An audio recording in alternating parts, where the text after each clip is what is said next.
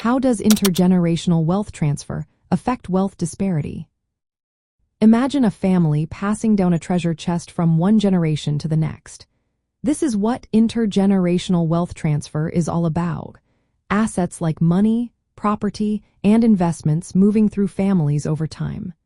In the United States, this process plays a big role in shaping how wealth is spread across different groups. Right now, older Americans, especially baby boomers, hold more than half of the country's total wealth, around $78 trillion, and they are expected to transfer between $68 trillion and $124 trillion to their heirs in the next 20 to 30 years. This huge transfer is called the Great Wealth Transfer and is the largest in U.S. history.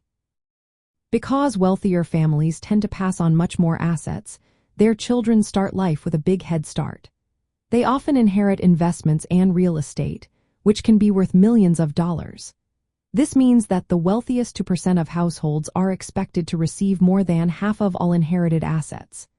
As a result, wealth stays concentrated among the rich, making the gap between the wealthy and everyone else even wider.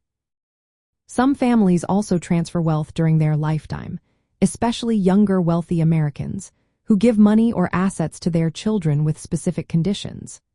This can keep wealth within already rich families and make disparities even more pronounced. On the other hand, some wealth is transferred horizontally, like between spouses or to widowed women, but this does not change the overall picture of inequality across society. Many younger Americans, especially millennials and Generation Z, expect to inherit some wealth, but most do not expect to receive large amounts. This uneven pattern means that those without inherited assets face more difficulty in building wealth through income alone.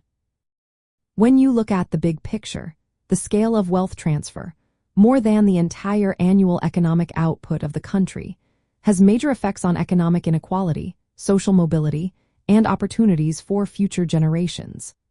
People who inherit wealth are more likely to invest in education, property, and businesses, which can boost their economic advantage.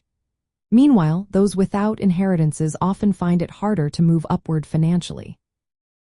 In the end, intergenerational wealth transfer tends to widen the wealth gap by keeping assets within already wealthy families and limiting chances for others to grow their wealth.